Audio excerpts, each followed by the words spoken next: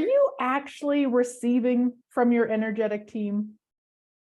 Hello and welcome to Tools to Create a Better Life with myself, Glenyce Hughes. Thank you so much for being here. I am so incredibly grateful for each and every one of you. Yeah, so are you receiving from your energetic team? What the heck do I mean by energetic team? Now, years and years ago, I worked as a professional medium, which means I talked to dead people for my clients. Yes, I did it for like 10 years. I know it sounds like so long, and it's been probably a good 10 years or so since I've done that.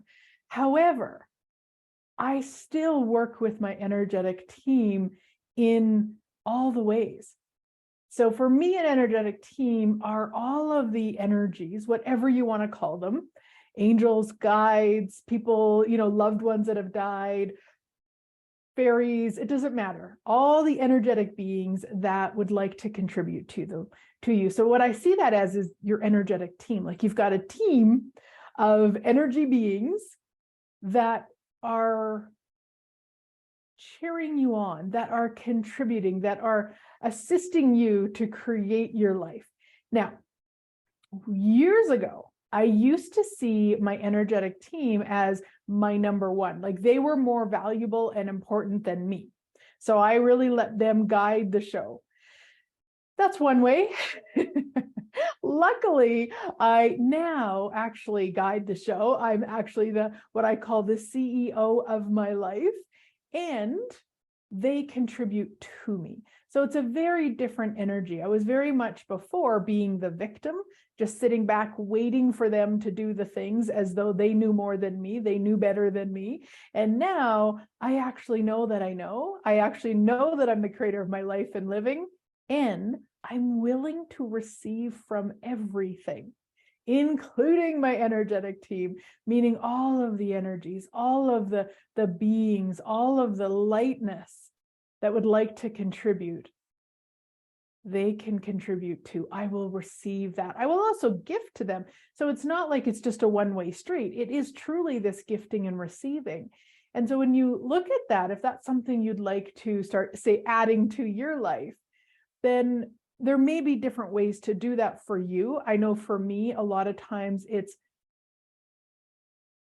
an energetic way of being where I'm going to say communicating, but it's not really communicating. I'm communing.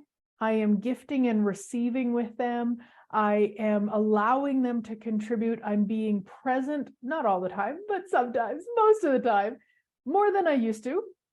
Being present with the information, the awarenesses that are coming in as I'm making choices and following the lightness. And it becomes like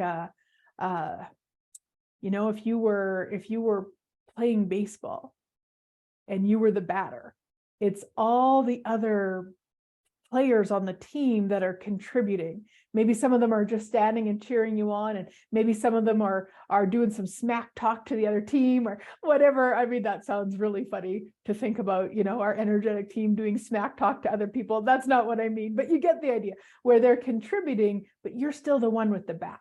And so if you're willing to receive from them, it is about engaging with them. It is about allowing them, inviting them, all of that yummy energy where it's just this continuous flow, gifting, receiving, choosing, following, lightness, all the things.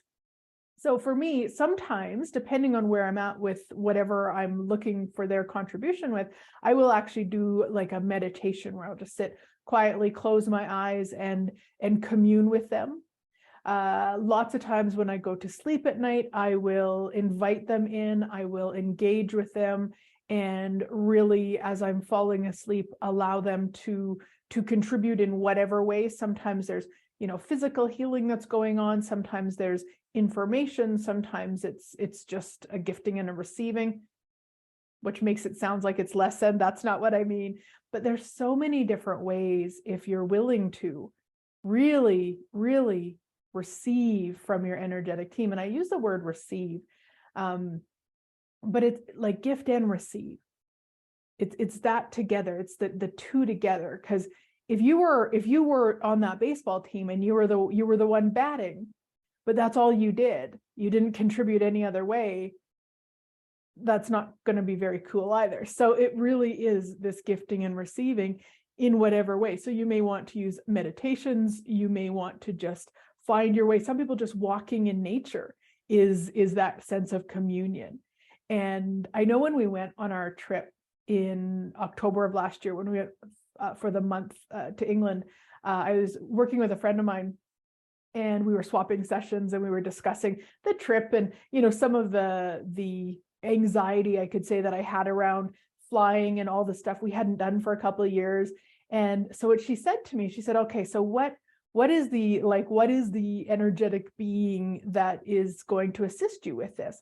And as soon as she said that, I saw this really big, beautiful owl. For me, owls have always had a symbolic reference because my grandma used to collect them. And so she would collect them and I would count them. And I mean, they were just figurines. I don't mean she collected real owls. She didn't do that. Just figurines. Last time I counted, I was probably, I don't know, 14 or something. And she had over 1,000 owl figurines. In fact, as I sit here, I look behind the camera, I can see one of those sitting on my shelf. So they've always had a symbolic reference for me. So as soon as I saw that, I was like, oh, wow, okay, cool. And it was so amazing how many times the owl showed up in that trip, one of them being right at the airport. And I don't mean that owl showed up. I mean, I looked over and there was this big screen in the Calgary airport and there was an owl on it. And it just gave me that sense of like, okay, yeah, thank you. And just receiving from the owl in that way. And just knowing that we can gift and receive, that we aren't here alone, that we aren't by ourselves, that we don't have a whole, I don't know what we want to call them, tribe or group or huge, I don't even know what a name would be for it, of these energies that are just cheering us on and contributing and gifting us and receiving and all those things. So the more that you are willing to actually receive, the more magic that you can create with them. Now, I would love to invite you to an upcoming series I've got called Magical as Fuck. And this is one of the calls that we're going to do.